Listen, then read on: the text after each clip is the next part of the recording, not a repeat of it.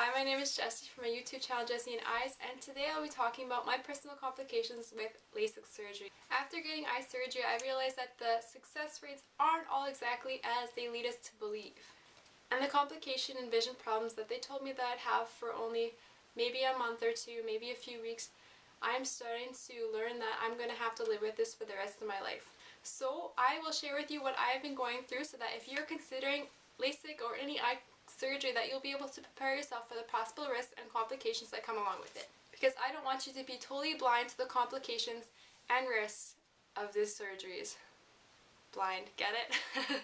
But really, I don't want you to be blind, and if you are considering LASIK and you wear glasses, you don't like wearing glasses, I highly suggest that you stay and check out the end of my video for other ways of improving your vision without dangerous surgeries. But let's get started. So I'm going to start off with some of the mild complications I have, but still that are enough to bother me, is that I see halos. So at nights when there's lights, I see halos around lights, and if you don't know what they are, just do a quick Google image search to find out what halos are. And also when people wear contrasted colors, so if they're wearing a white name tag on a black shirt, it glows because the contrasted colors, there isn't even really light on it, but still glows because my eyes are messed up from surgery. Also, I see double ghost vision, so the same thing is when I'm watching plays and things in a distance where there's light and dark, I see double the person, but like a ghost image of them. Also, when there's a light behind people or signs, I'm not able to see what's in front of the light.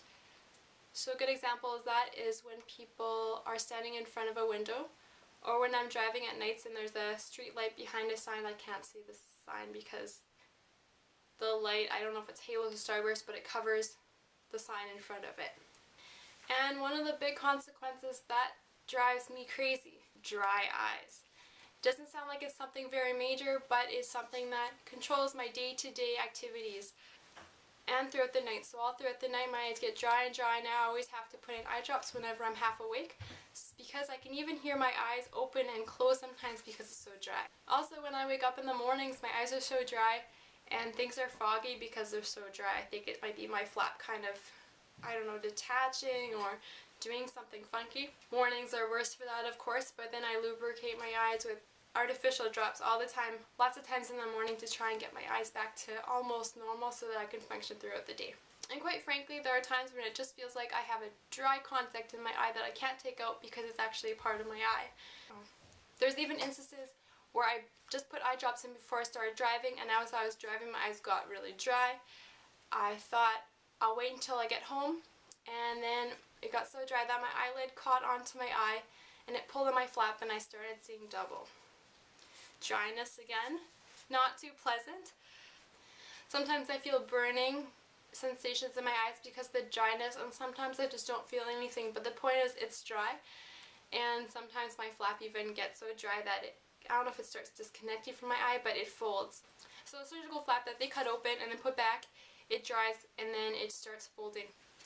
I went back to where I got surgery and the surgeon told me I was crazy and he didn't believe me. There is no plan B for surgery when things go wrong, when you have complications. Be prepared that the surgeon that had no problem opening your eye up and doing all this and taking how many thousands of dollars to do it doesn't very often help you out when you have troubles. So prepare yourself. Also, makeup.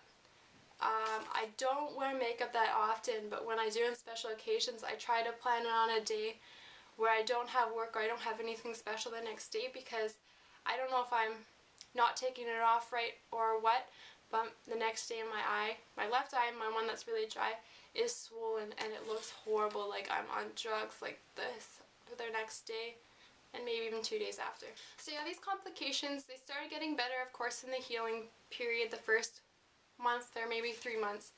But after then, it's just been all the same and things aren't getting better. The only change I'm seeing is that my vision was getting worse and worse. So yeah, my vision started getting worse. So then I started needing glasses again to read the board, and sometimes when I was driving I'd have to use them because I couldn't see very well. Pointless. So then I felt like I had to go back for surgery in order to get my 20/20 back.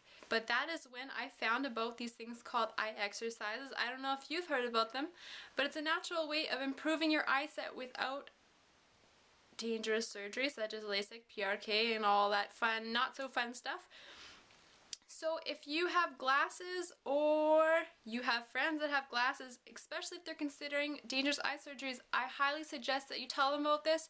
Check out my YouTube channel and subscribe to follow my personal progress in eye exercises. And if this works for me, we'll get you started on getting back to your 2020 naturally and safely.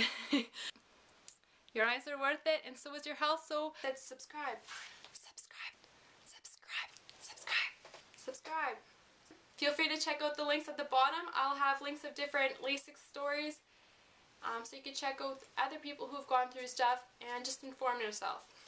But yeah, take care and subscribe. Like my video if you like it, and share. Thanks, bye. Later.